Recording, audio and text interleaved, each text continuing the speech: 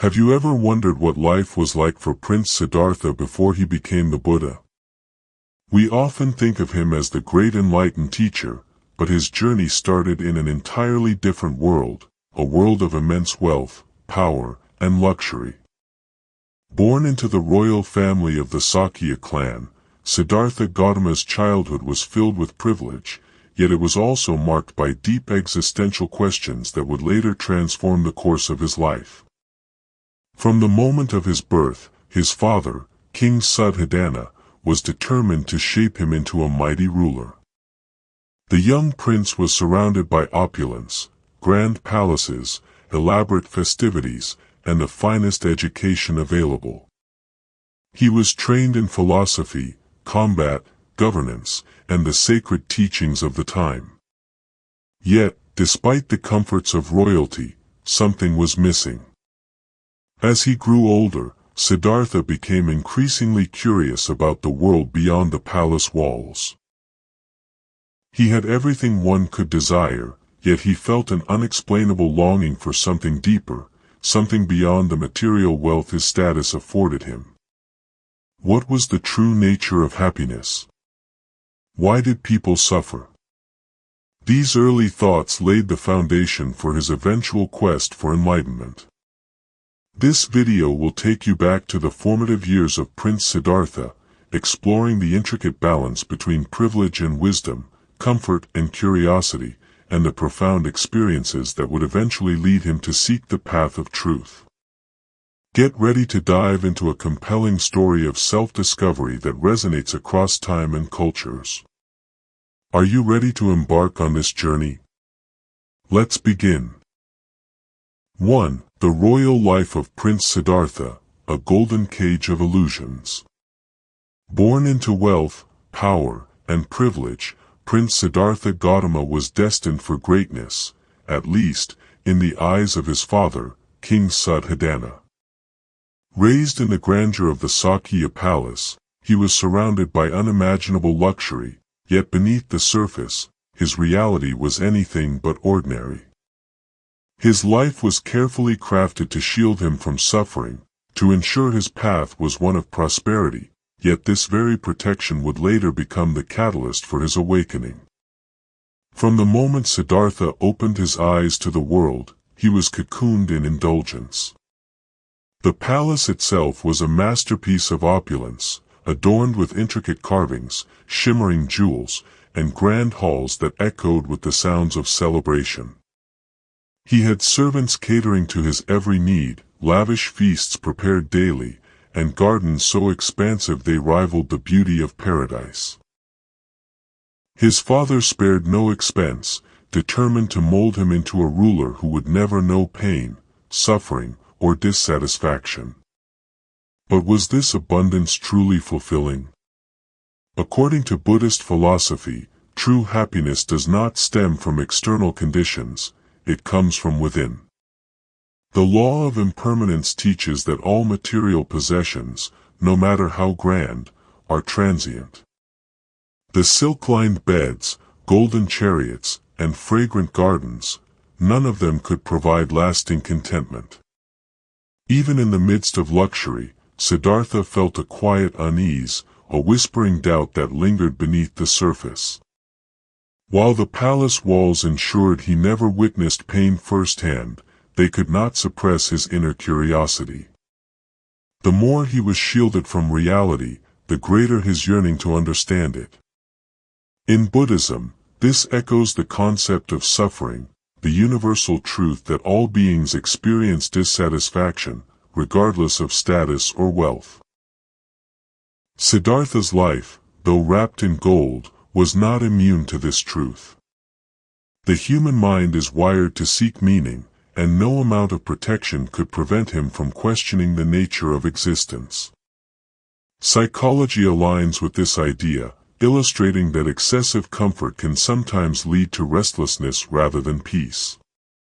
Studies suggest that when individuals are deprived of struggle, they often find themselves feeling directionless. Siddhartha was no exception. While his life seemed perfect on the surface, he lacked something far greater than wealth, the experience of life itself. Without hardship, how could he truly understand resilience? Without suffering, how could he cultivate compassion? An example from Siddhartha's own life makes this clear. In his younger years, he was trained in archery, sword fighting, and horseback riding. His skills were unparalleled, yet unlike common warriors, he had never faced real adversity. His victories were predetermined, his challenges mere simulations. Though he excelled in the physical realm, his spirit remained untested. What value did strength hold if it was never forged through hardship? Ultimately, the grandeur of the palace became his greatest prison. While material wealth could satisfy desires momentarily, it could never provide lasting peace. This realization, though subtle at first, would grow into an unshakable truth, one that would propel him on his journey toward enlightenment. Buddhism teaches that attachment to material comforts leads to suffering. Craving the desire for worldly pleasures keeps individuals trapped in the cycle of birth and rebirth. Siddhartha, despite his privileged status, was no exception to this reality. His luxurious lifestyle, though envied by many, was nothing more than an illusion, a fleeting pleasure that could never satisfy his deeper quest for truth. So, was his royal life truly a blessing? Or was it a carefully woven illusion meant to keep him from discovering his purpose? In the end, the palace was not his destiny. It was merely the starting point, a place from which he would embark on the greatest journey of all, the search for enlightenment. 2. The education and training of Prince Siddhartha, a mind and body in pursuit of mastery. From an early age, Prince Siddhartha Gautama was immersed in an intense and structured education designed to mold him into a wise and capable ruler. His father, King Siddhartha, ensured that he received the finest instruction from the most revered scholars of the time. The young prince excelled in astrology, Vedic scriptures, rhetoric, and philosophy, mastering the intellectual disciplines necessary for leadership. Yet, beyond scholarly pursuits, he was also trained in martial arts, archery, swordsmanship, and horseback riding, preparing him for the physical demands of kingship. Wisdom through study, the role of knowledge in shaping Siddhartha's mind. Education was central to Siddhartha's development. As was customary for royal heirs, he studied the Rig Veda and other sacred Hindu texts under the guidance of renowned sages. The Vedic scriptures, steeped in spiritual wisdom and cosmic laws, provided the prince with insight into the nature of existence. He learned about karma, dharma, and the cyclical nature of life, a foundation that later influenced his own teachings. Despite his proficiency in astrology, Siddhartha did not seek to predict fate. Instead, he questioned its very nature. He was taught that celestial bodies influenced human lives, yet he pondered whether destiny was truly predetermined or shaped by one's own actions. This inquiry was a pivotal moment in his intellectual journey, planting the early seeds of skepticism that would eventually lead him away from rigid doctrines and toward the path of enlightenment. Another key component of his training was rhetoric and diplomacy. As a future ruler, he needed to be a commanding speaker, able to persuade, lead, and resolve conflicts through dialogue rather than force. His mastery of public speaking allowed him to articulate ideas with clarity, a skill that would later serve him in his role as a spiritual teacher, captivating audiences with profound truths and compassionate wisdom. Physical discipline, strength and skill beyond the mind. Siddhartha was not only a scholar but also a warrior. His father arranged for him to train in combat and physical endurance, ensuring that he possessed the skills necessary to protect his kingdom. Archery, sword fighting, and wrestling were part of his daily regimen, alongside rigorous conditioning to build strength and agility. One famous story highlights his remarkable skill in archery. It is said that during a competition, Siddhartha effortlessly strung an enormous bow, one that no other competitor could even lift, and fired an arrow that pierced multiple trees before coming to a stop. This display of sheer force demonstrated not only his physical prowess but also his focus and precision, qualities that would later be redirected toward his spiritual journey. His training extended to horseback riding and elephant handling, essential abilities for a prince expected to lead armies and travel vast distances. Riding a war elephant required exceptional control and understanding, reinforcing his ability to harmonize mind and body, a practice that echoed Buddhist mindfulness techniques. The limitations of worldly knowledge. Despite excelling in his studies and training, Siddhartha felt an undeniable void. The more he learned, the more he questioned. The Vedic texts provided knowledge, but did they offer true wisdom? Martial discipline granted strength, but did physical power equate to inner peace? These doubts revealed the limitations of conventional education. Knowledge alone could not answer life's deepest questions. Buddhist philosophy later emphasized the distinction between conventional knowledge and ultimate truth. While Siddhartha mastered worldly knowledge, he realized that true understanding transcended intellectual or physical pursuits. This realization set him apart from his contemporaries, fueling his quest to explore the nature of existence beyond what was taught in royal classrooms. A turning point, the seeds of enlightenment. His education prepared him to be a ruler, but did it prepare him to be truly free? This question lingered as he continued to excel in studies and combat.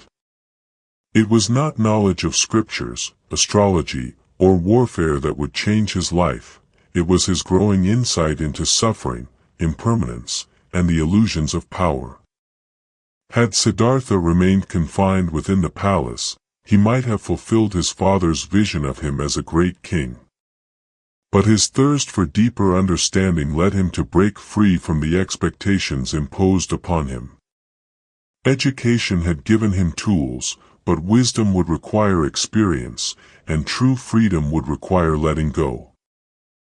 3. The Awakening, Prince Siddhartha's encounters with suffering. For most of his life, Prince Siddhartha Gautama lived in a carefully curated world, one where suffering did not exist. His father, King Siddhartha, had gone to great lengths to ensure that the young prince was sheltered from the harsh realities of life. Within the opulent walls of the palace, Siddhartha was surrounded by beauty, comfort, and joy. But no illusion lasts forever. One day, driven by an unrelenting curiosity, Siddhartha ventured beyond the gilded gates of his home. It was here, in the streets of Kapilavastu, that he encountered the four sights, experiences that would forever alter his perception of the world. As he rode through the kingdom, he came across an old man. His back was bent, his steps slow and unsteady. For the first time, Siddhartha saw aging, an inevitable fate that awaited all beings. The sight troubled him deeply. Was this what awaited even those in power? As he continued his journey, he encountered a sick man, frail, shivering, and unable to stand on his own. Until this moment, Siddhartha had believed that strength and health were permanent. Yet here was undeniable proof that suffering was not confined to the weak or the poor, it was an intrinsic part of life itself. His heart grew heavier as he pondered this truth. Then, he came upon the third sight, a lifeless body, surrounded by grieving loved ones. Death, an absolute and inescapable reality. This realization shattered his illusions entirely. No matter how wealthy, powerful, or loved a person was, they could not escape the certainty of death. Siddhartha's mind spiraled into deep contemplation. If aging, illness, and death were unavoidable, then what was the point of all worldly attachments? The teachings of Buddhism later defined this realization as dukkha, the fundamental nature of suffering that permeates existence. Science supports this idea. Modern psychology shows that human distress often stems from an inability to accept impermanence. People cling to youth, health, relationships, and material wealth, believing they will last forever. But as Siddhartha saw firsthand, everything is subject to change. Amid this sorrow, Siddhartha encountered the fourth sight, a wandering ascetic, serene and detached from worldly suffering. This was his first glimpse of hope. If suffering was inevitable, could there be a way to transcend it? This thought planted the first seed of his desire to seek liberation, a path beyond fleeting pleasure and unavoidable sorrow. In Buddhist philosophy, this realization aligns with the concept of impermanence, the understanding that all things are in a constant state of change. The pain that Siddhartha felt was not caused by aging, illness, or death themselves, but by his resistance to them. Modern neuroscience suggests a similar idea.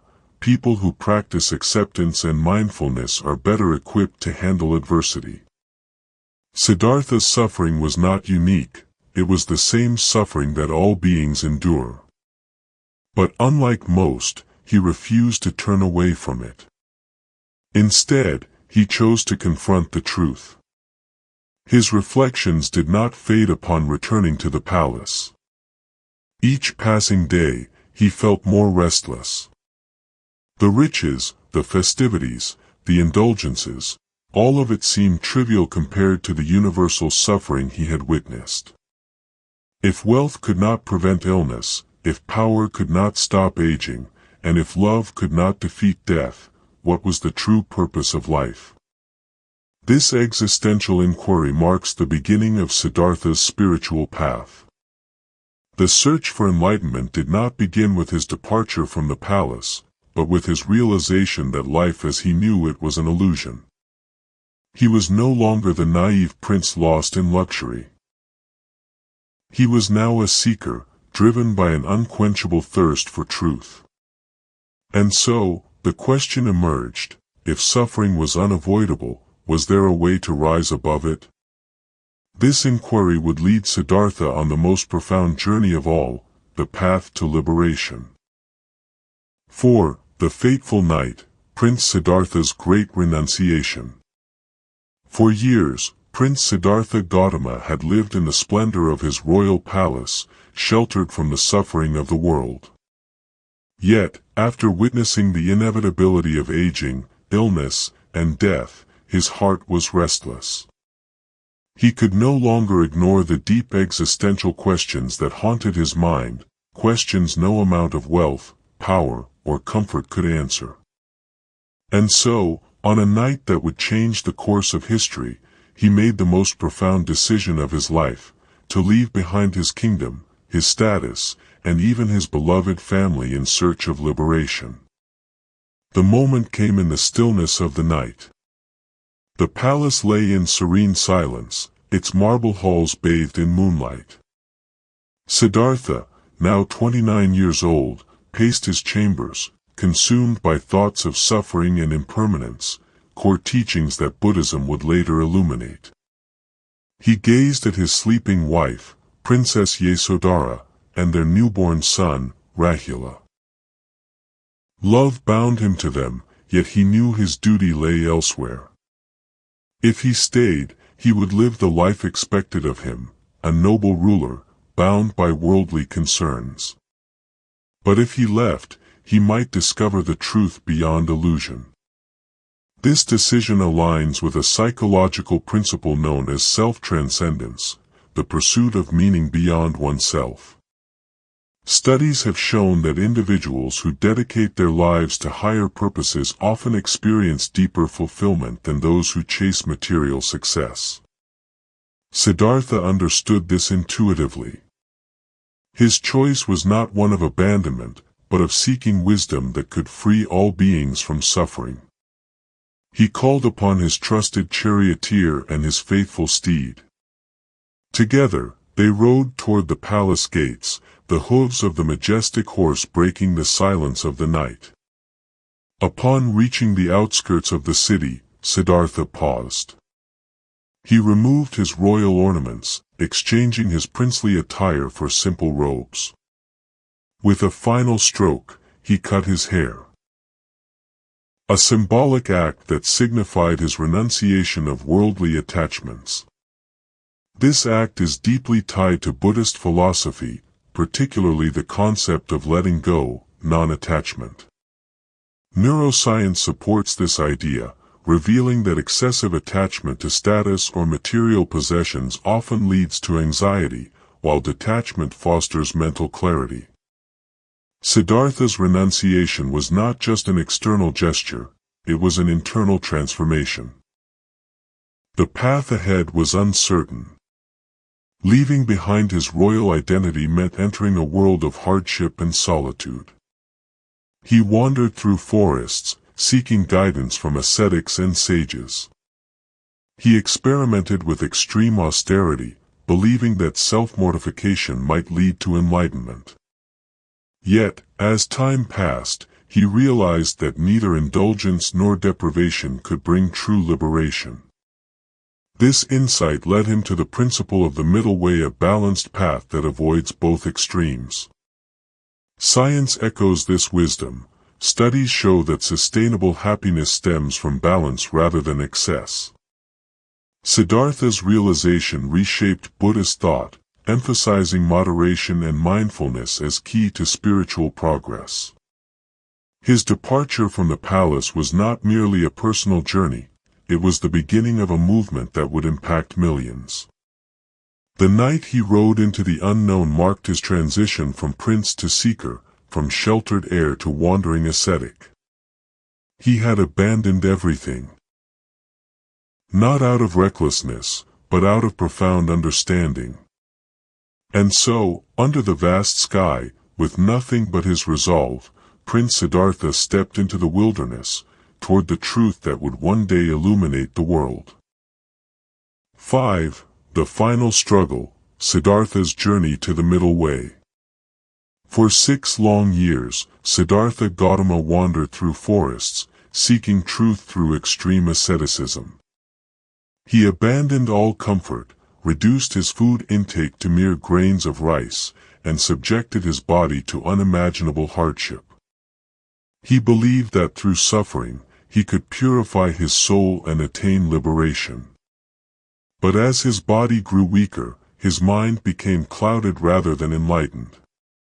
And so, on the brink of collapse, Siddhartha realized that self-mortification was not the answer, it was merely another illusion. This profound realization gave birth to the middle way, a path that avoids both extreme indulgence and extreme deprivation. Buddhism later emphasized this concept as the foundation for true wisdom. Modern psychology echoes this insight. Studies show that balance fosters deeper fulfillment than either excess or deprivation. Siddhartha had experienced both extremes. The opulence of royalty and the agony of self-denial. Neither brought him closer to enlightenment. It was only through balance that he saw the truth clearly. The moment of transformation arrived as Siddhartha sat under the Bodhi tree, determined to meditate until he found absolute truth.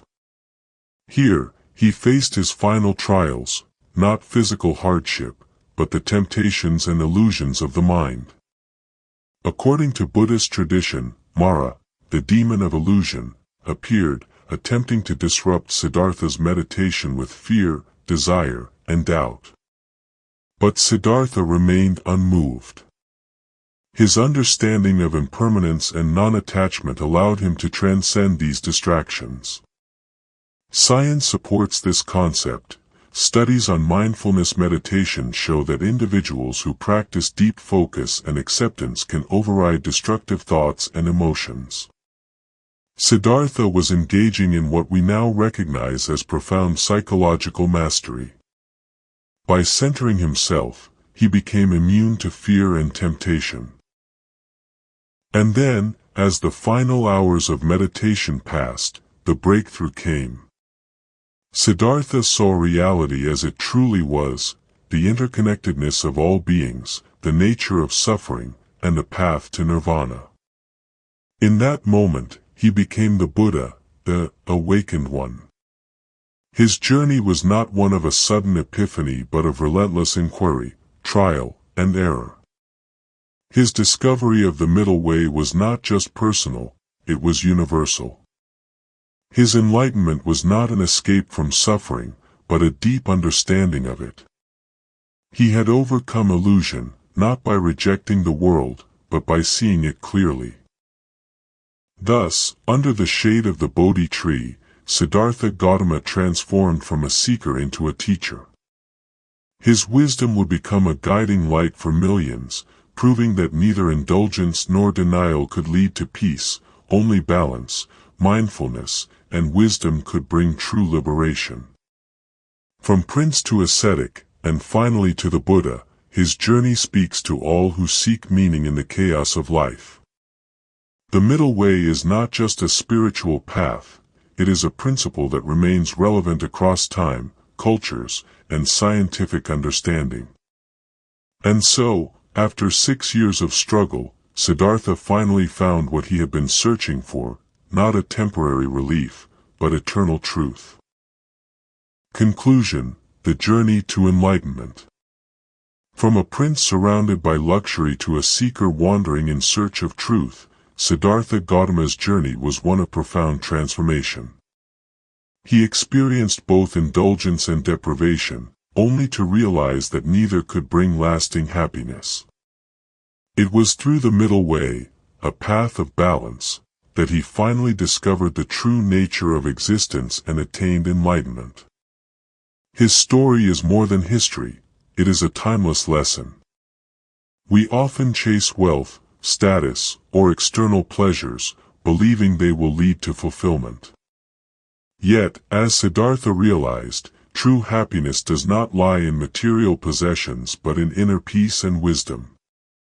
His awakening teaches us that suffering is universal, but liberation is possible through mindfulness, compassion, and self-awareness. The wisdom shared in this video isn't just philosophy, it is a practical guide to life. Whether we face challenges or seek meaning, the teachings of the Buddha remind us that understanding, balance, and letting go of attachments can bring clarity and peace. If Siddhartha's journey inspires you, don't let it end here. Join the exploration, like, comment, and subscribe to Breath of Dharma to continue uncovering the depths of Buddhist wisdom. Let's walk this path together toward insight, awareness, and true happiness. What do you think? Ready to embrace the journey within?